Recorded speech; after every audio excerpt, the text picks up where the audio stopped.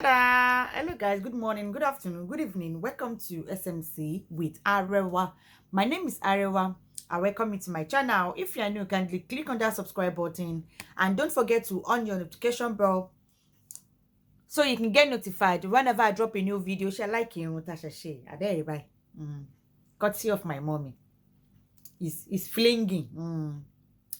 Don't forget to on your notification bell so you can get notified whenever I drop a new video, so you can come and check it out. I hope you guys like the new look. I hope you guys I'm sure we like the new look at your nose mask. Thank you so much guys for joining me once again today. Don't forget to follow my two other channel, History with Arewa and Intimacy with Arewa, for any advert, support, donation, or for any discussion whatsoever. My contact is going to be down below in the description box, and I'm also going to leave it lying around in the comment section area. Thank you so much guys for joining me once again. Thank you for your love. Thank you for always coming back to this channel. I appreciate every single one of you out there. I honestly I appreciate you all, and I really, really, really, really love you guys. Thank you so much guys for joining me once again. So let us move on. On today's episode of SMC with Arewa, ẹ jẹ́ kí a tẹ̀síwájú. Àti dúpẹ́ wípé lórí ọ̀rọ̀ Koiki Media àti Awikonko, wọ́n ní wọ́n ti bá wọn settle ẹ̀. Wọ́n ní wọ́n ti settle ẹ̀ pé bí àwọn kan tó sọ pé kò yẹ kí Awikonko sọ̀rọ̀ síta, kò yẹ kí kinní kan, at the end of the day nígbà tán sọ̀rọ̀ síta ní ìsìn ṣebí àwọn èèyàn dẹ̀ ti bá wọn dá sí láti fi settle ẹ̀ kó tó di wípé ó lọ ń go deeper. Anyway, àti dúpẹ́ wọ́n ti settle yìí. Ẹ jẹ́ kí a tẹ̀síwájú. Ẹ gbọ́ nǹkan tí senator ìyẹn House of Representatives Rotimi Agunsoye, ẹ gbọ́ nǹkan tí ó sọ. Mr. Speaker, dear colleagues,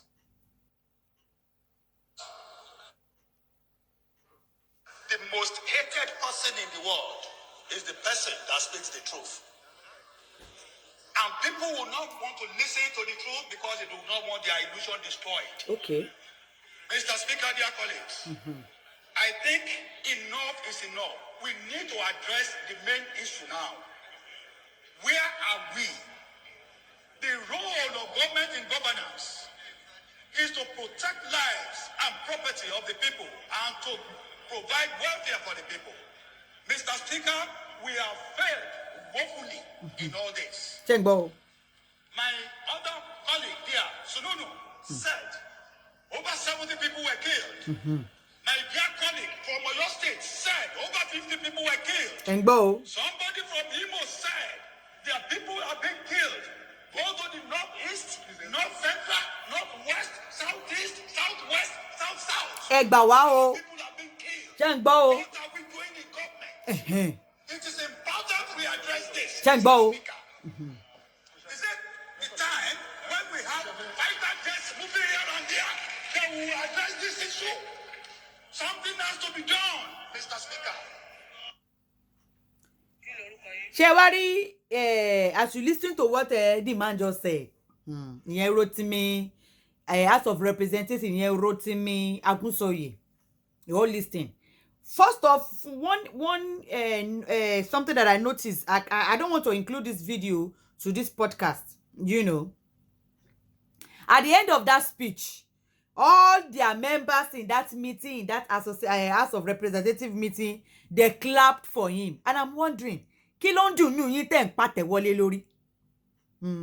what exactly is sweeting them that they are clapping their hands? Can they just dissolve these people already? Because they keep having meeting upon meeting upon meeting, yet no results. No single results. Okay, since the president cannot be removed, Mr. Speaker, the Senate President, impeach I'm asking you because I don't understand. Can you all just talk about impeachment and stop saying the same thing all over again? This same thing that you have been talking. I don't know why they are all clapping, they're all clapping. At the end, I'm like, why are you people clapping? Well, at the end of the day, God bless you all. All of you should please step down. Since you have all admitted that you have failed, that what are you people doing in government? You people should just step down. Thank you very much. Let's move on. Now, let's listen to Mr. SANWO, ìyẹn governor of Lagos State. Ẹ jẹ́ ká kọ́kọ́ gbọ́ nǹkan tí governor Lagos State sọ. Before ká tó gbọ́ nǹkan tí governor sọ, ẹ bá wa gbọ́ nǹkan tí àwọn àǹtí wa yìí bá wa sọ ná. Hi, it's your girl again, Ifeoluwa. Yes, CEO Ifeoluwa Fashion Empire Limited. Okay, have you heard that you can now shop laces and fabrics at the best prices? I mean, factory prices. You get to save a lot.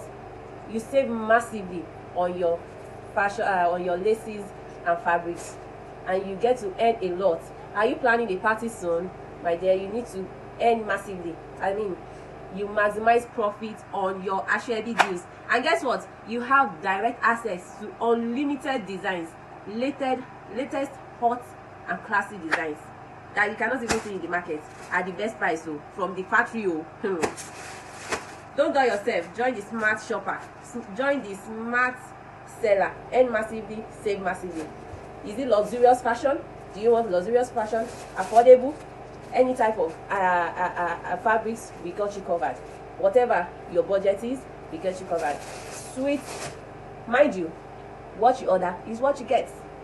So reach out to us now at Ifeoluwa Fashion Empire Ltd on Instagram, or call 0067083010. Yes, that's my WhatsApp number, and you can also reach me on that through a phone call. So I'll be expecting you. For the first 50 people, it's absolutely free. Then a monthly subscription comes in. See ya. Bye. Security. I will not sit here, and gloss over and say that is not happening. These are very serious times, and these are very, very serious issues that we all need to take frontally, right?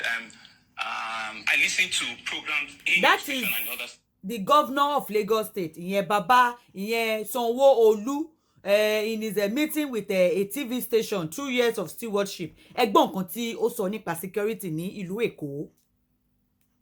In the last 48, 72 hours, I know, and these are things that have been gathering a lot of storm. Right, yes, in Lagos, there have been incidents that we've had, right? And part of the strategy is that all of us need to speak up, see something, say something.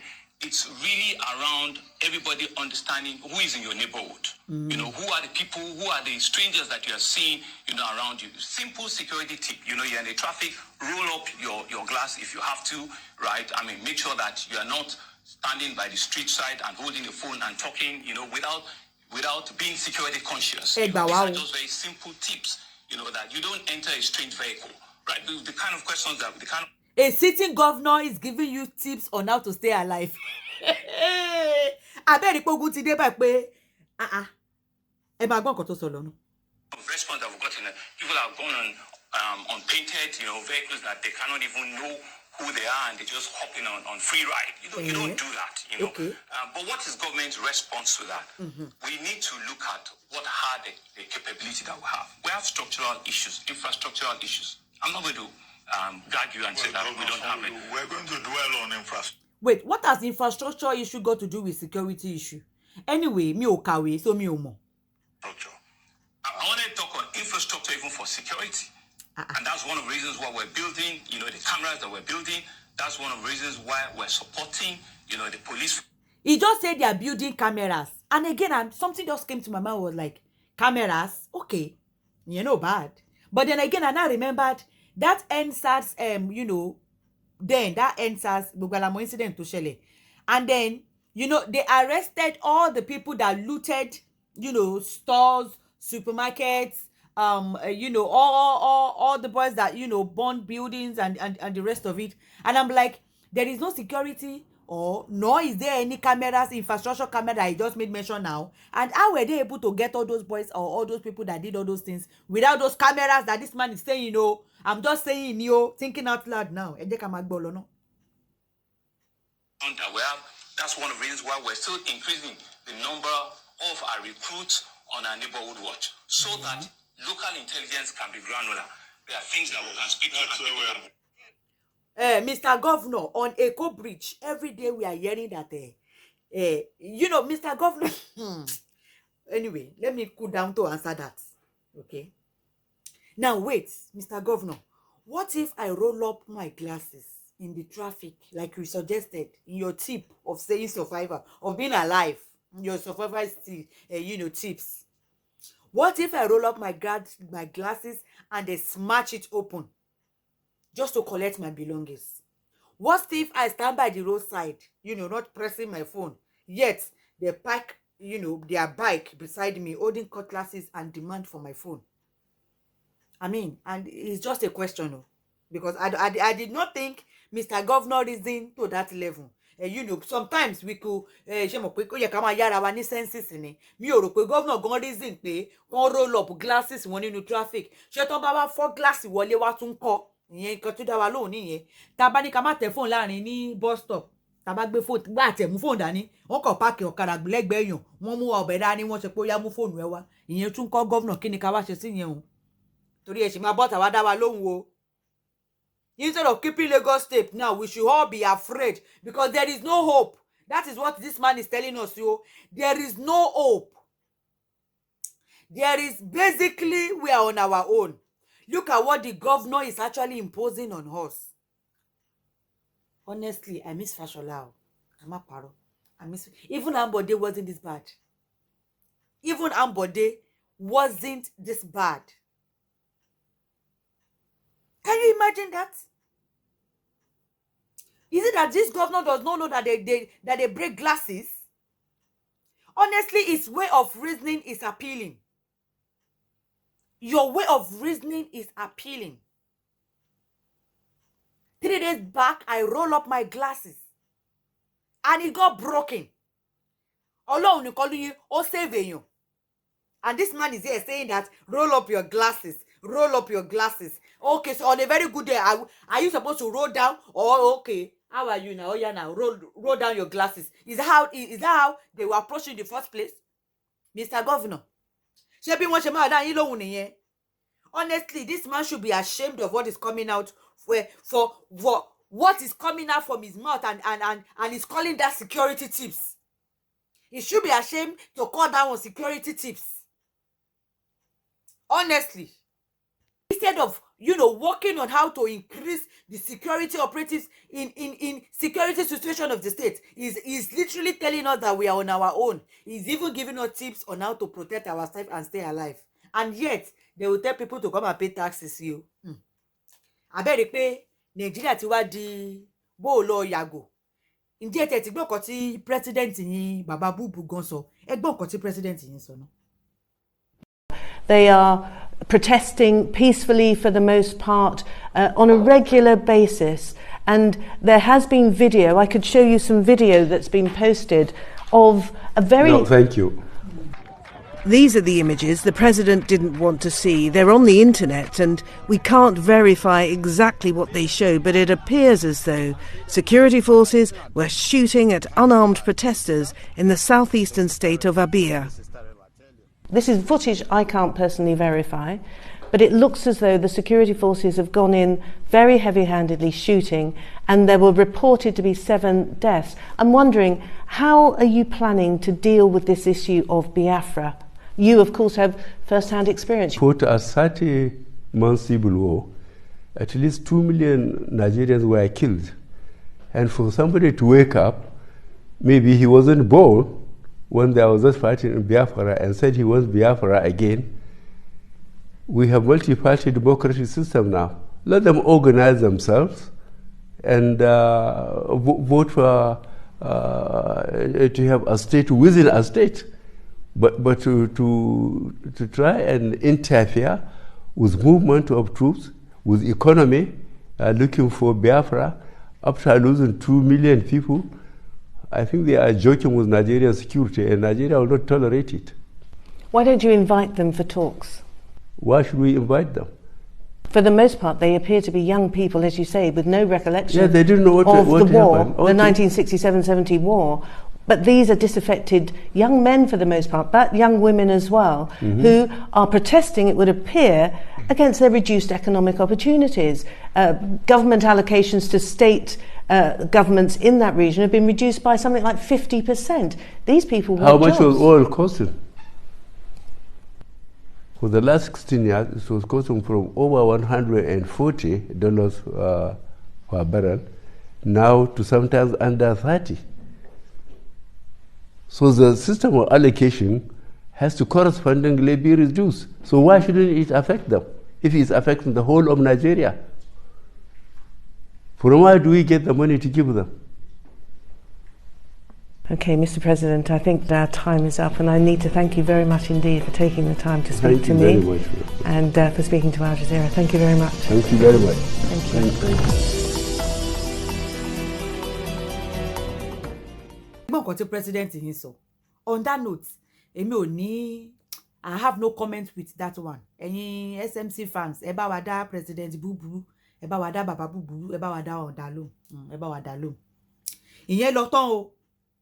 Lórí ọ̀rọ̀ tí tó ṣẹlẹ̀ ní Ìbàràpá, Governor Seyi Makinde, GSM, he went over there.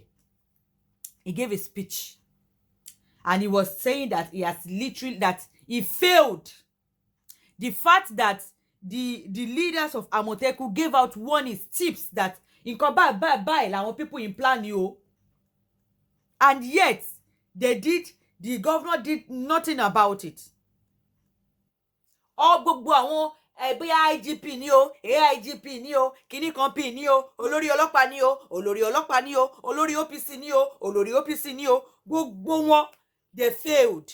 Gbogbo àwọn lọ́balọ́ba ilẹ̀ Yorùbá, they failed Ìbàràpá. They failed Ìbàràpá.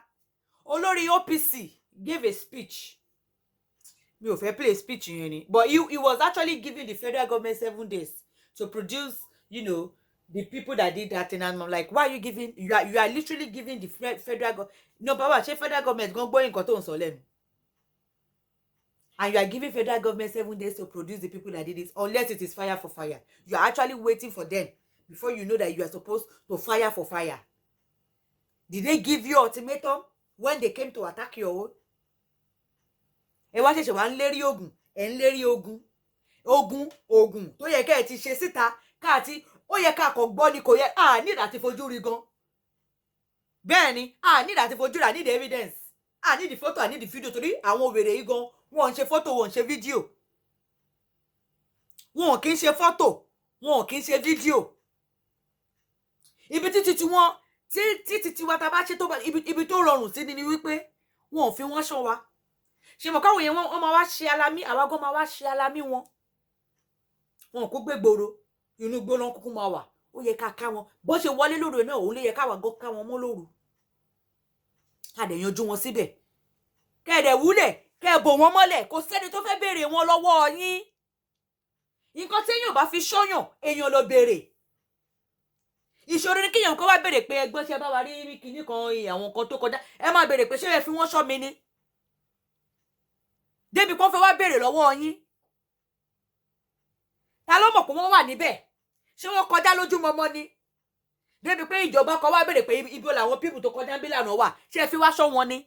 Sójú wa ṣé wọ́n kọjá lójú mọmọ gan ni débi pé a fẹ́ rí wọn? The need to do camera, to do video, to give warnings, to check it, to make announcement. I still don't know. Me, I don't know. I just can't comprehend it. I don't know why we need that in the first place. I don't know. Because I want to about deal yìí. Wọ́n ká ní àwọn tó wà civilized, àwọn sọ pé òkè wọ́n wà civilized. Ṣé àwọn tí wọ́n kàwé. Táwọn bá fẹ́ wá ṣiṣẹ́ títí wọn, ṣé àwọn gbé camera, wọ́n gbé video. Ṣé tó bá pa wọ́n tán ṣé wọ́n fi wọ́n wá ni?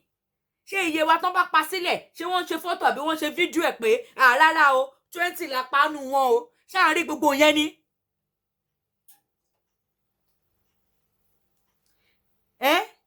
Governor GSM wá sọ wípé àwọn nídìí kí federal government fún àwọn ní license láti fún àwọn ikọ̀ Àmọ̀tẹ́kùn ní ìbọn. GSM àwọn Fúlàní darandaran tó wá pa wọ́n tó wá pa you call yourself the chief security officer. Àwọn tó yẹ kẹ́ ẹ dáàbò bò you failed them. The same Ìbàràpá that you spent 2 days there to sympathize with them. You failed them woefully. And it shouldn't go like that. Ó yẹ kí ẹ fi èèyàn kan jófin. In a normal country, you should have resigned. Tender your resignation letter because you failed in your job. The fact that èèyàn kan ti alert yín, but you threw it away. You failed. You admitted that you failed. Èèyàn kan láti fi jófin. Bóyá olórí àwọn ọlọ́pàá ìlú yẹn ni, èèyàn kan láti fi jófin. It shouldn't go like that. Somebody should lose his or her job for what happened there. If the governor will not leave his job, somebody all láti fi èèyàn kan jófin. Wọ́n ní wọ́n pe àwọn ọlọ́pàá, wọn ò dá wọn lóhùn. Just because of ẹ sọ pé ẹ fail does not mean okay. Ní ìlú tó lófin ni àwọn èèyàn á ti ṣe kíni, wọ́n ti impeach yín, wọ́n ti yọ yín tipẹ́tipẹ́. Abẹ́yìn fúnra ara yín gan ẹ ti máa sákì ara yín torí ẹ ti fail nínú duty yín. Bóyá AIG ni o, bóyá IGP ni o, ẹ láti fi èèyàn kan jófin fún nǹkan tó ṣẹlẹ̀ ní Ìbàràpá. Over 50 people just killed like that. Wọ́n pa àwọn èèyàn bí ẹran. Èèyàn gbọ́dọ̀ pa ẹran gan bẹ́ẹ̀ yẹn. Torí àwọn gan wọ́n ń pa ẹran bẹ́ẹ̀ yẹn. Wọ́n kàn pa àwọn èèyàn sílẹ̀ bí adìyẹ. Just like that. Until now, a ò tí gbọ́ pé ẹni yìí o, a ti mú kan nínú wọn o, a ti mú méjì nínú wọn o, a ti mú mẹ́ta nínú wọn o. Till now, a ti gbọ́ kankan tó jọ bẹ́ẹ̀. Ẹ wá ní pé yín retí kí federal government wá fẹ́ yín ní license pé láti fi gbébọn fún Àmọ̀tẹ́kùn. Really? Àwọn tó wá pa wọ́n mọ́lé yẹn, ibo làwọn ti rí license àti gbébọn. Ẹ wá retí fún olórí wọn kó fún yín ní license. Ṣọmọdé lè ń bá sọ̀rọ̀ ni. For you to be waiting, you are not ready to protect your people because you know that what you are waiting for cannot be it's not possible. What you are waiting for is not possible at the moment. Ṣé ti pass bill ẹni? Ẹ máa jókòó ṣe meeting. Kí ẹ tó gbé Àmọ̀tẹ́kùn ìgan sílẹ̀. Ẹ mọye meeting, ẹ mọye ẹjọ́, ẹ mọye gbogbo ẹ̀. Táàrò, tẹ́ ẹ ṣe kí ẹ tó gbé lẹ̀. Ẹ wá sọ wípé kan fún yín ní license bẹ́ẹ̀ ni pé ṣé gbogbo ẹ̀yin governor Southwest ṣe ti jókòó láti fi ṣe meeting lórí pé kí àwọn Àmọ̀tẹ́kùn máa gbé ìbọn gidi. Gbogbo ẹ̀yin lọ́balọ́ba, ó yẹ kí ẹ ṣe meeting. Gbogbo ẹ̀yin lọ́balọ́ba, gbogbo ilẹ̀ Yorùbá, gbogbo yín, you failed us. Apart from àwọn ìjọba wa, gbogbo ẹ̀yin lọ́balọ́ba gan, you failed. All of you failed. Gbogbo àwọn ọba ìgangan failed. Ìjòyè gangan failed. Torí olórí Àmọ̀tẹ́kùn wọ́n ṣe kíni, wọ́n kéde ọ̀rọ̀ yìí síta kó tó ṣẹlẹ̀. All of you failed in your duty. No wonder guilty conscience gan ló ń ṣe bàbá ọba ìgangan. Nígbà tí olóyè lọ síbẹ̀ tí wọ́n béèrè ọ̀rọ̀ lọ́wọ́ wọn, guilty conscience. Wọ́n béèrè ọ̀rọ̀ lọ́wọ́ yín, ẹ lè sọ̀rọ̀. Because you are guilty. Because you are guilty. You blame yourself because wọ́n sọ fún yín. Wọ́n tún wọ́n béèrè lọ́wọ́ yín, kán bá lè mọ̀ bí wọ́n máa fa àwọn security àwọn èèyàn sílẹ̀, ẹ ò lè dáhùn. Wọ́n tẹ̀ ti sọ fún ṣe fún olóyè gan pé kán má bọ́dà ní orí ọ̀rọ̀ ọ̀gàngán mọ́ because it seems like pé àwọn ọ̀gàngán need help. Ẹ ń retí kí federal government wá fún ní license. Gbogbo ẹ̀yin lọ́balọ́ba ẹ dìde, ẹ ṣe meeting. Ẹ má pe àwọn ìjọba tó ní meeting yín, ẹ ṣe meeting. Tíwájú ò bá ṣe ló yẹ kẹ́yìn ṣe padà sí. Gbogbo àwọn atẹ́gùn, gbogbo èmi ni àwọn powder tó jẹ́ pé ẹ kàn máa bù síta, wọ́n kàn sùn lọ ni.